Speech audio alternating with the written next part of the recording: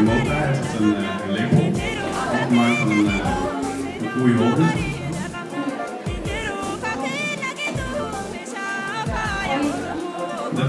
Dat is een olie waarin eigenlijk die marca wordt gemaakt. Met gesmolten kaas.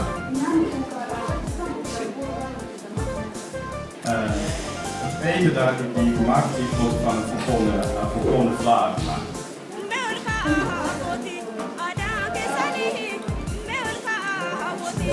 En dit wordt eigenlijk gemaakt bij speciale gelegenheden en het is alleen van gesmolten kaas gemaakt. Volkomen vlaar en gesmolten kaas.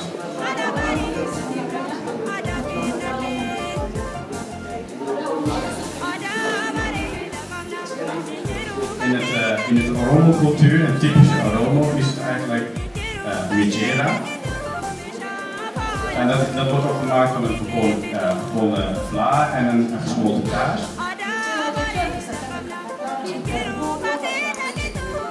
En dat ziet zo eruit. En dat is alleen speciaal van de kaas en de gesmolten kaas en de gesmolten vla gemaakt.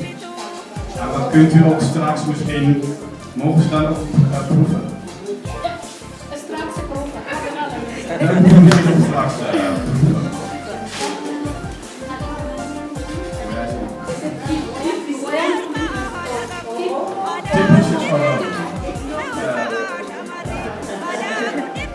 Sorry, er is een soort stukje voor mij, dus ik ga even raken.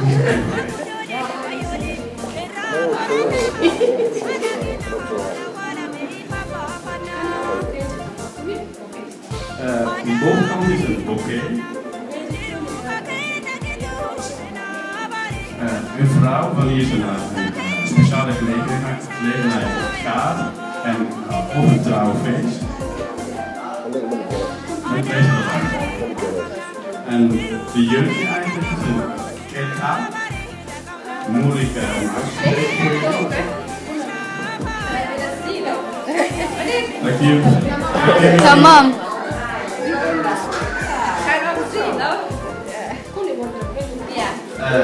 Deze is een shirt of een blouse, hoe het genoemd wordt genoemd in het aromo wondape.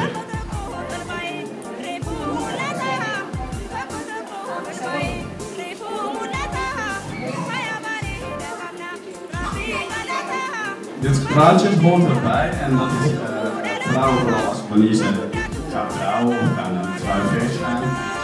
Kleed je zo als ze haar doen aan. En dat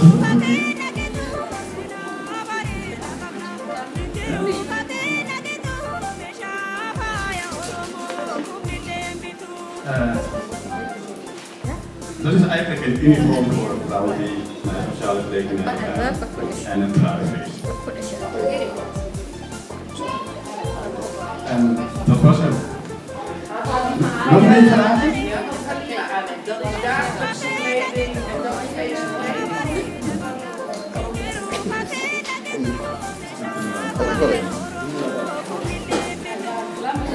Oh, Rom. Weer.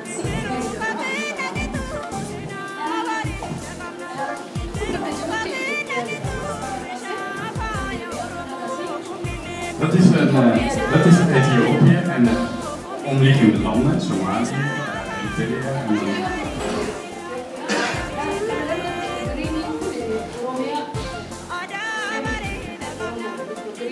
het groene stuk en de groene kant, dus het groene stukje is aromo.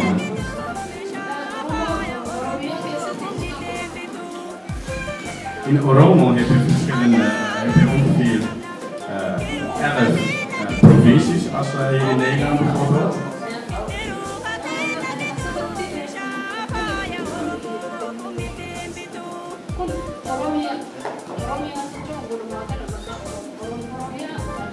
Oromia is het eigenlijk een naam van het land. Oromo is het mens, de bevolking.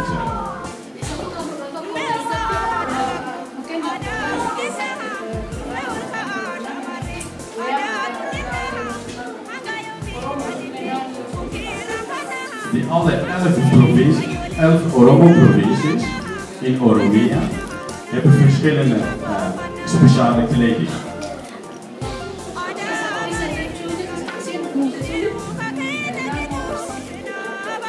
Wat zij aangekleed heeft, is het een serie tappa. Nu zie je wel in heel veel meer, maar speciaal voor het Assi.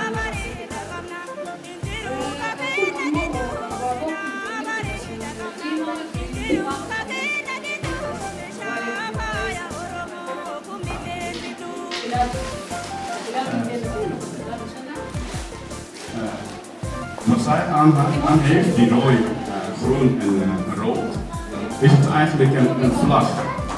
Dus dat staat hier.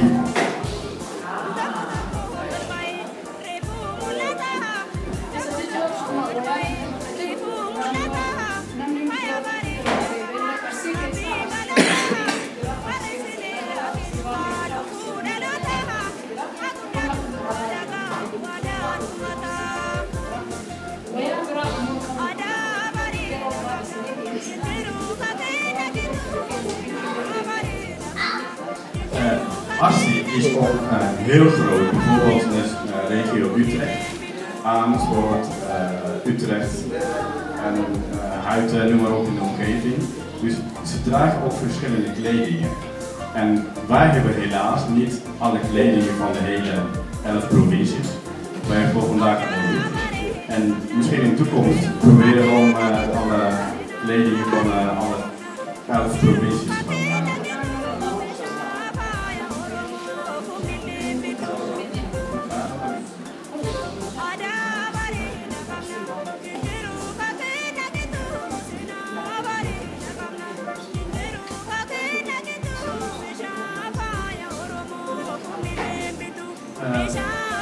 Tot zover heb je nog vragen? Nee? Oké. Dan dankjewel.